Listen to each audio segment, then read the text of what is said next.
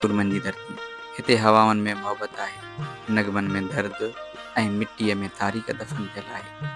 ही उहा सरज़मीन आहे जिते शाह लतीफ़ जा बैत गूंजनि था, जिते ऋण जा राग ऐं वाहुनि जी वथाण में तहज़ीब जी महक आहे। इहा सिंध आहे जंहिं हर दौर में विढ़ंदड़नि, साह ॾींदड़नि ऐं क़ुर्बानी ॾींदड़नि खे जनम ॾिनो आहे। हवा में अञा ताईं रत जो ख़ुशबू आहे। धरतीअ जे हिन टुकरीअ ते क़ुर्बानीअ जा नछ अञा ज़िंदा आहिनि।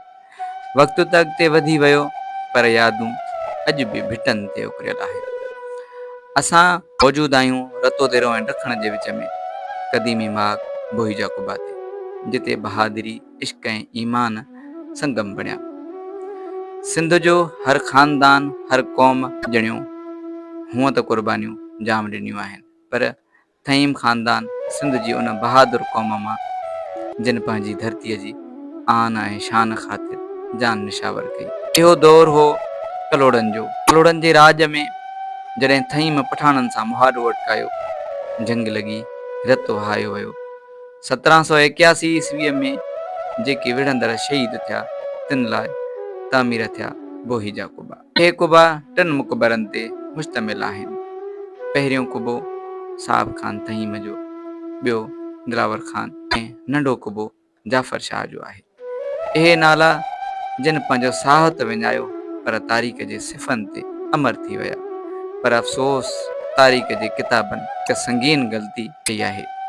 हेनरी कज़न्स जी लिखणीअ में हिन जाइ खे यार मोहम्मद कलोड़े सां मंसूब कयो वियो, जंहिंजी हाणे सुधारे जी सख़्त ज़रूरत आहे, जीअं ईंदड़ नसलूं पंहिंजे असुल सुञाणे सघनि। कॾहिं हिते शान हूंदो हो, इन ख़ामोशी छायल आहे।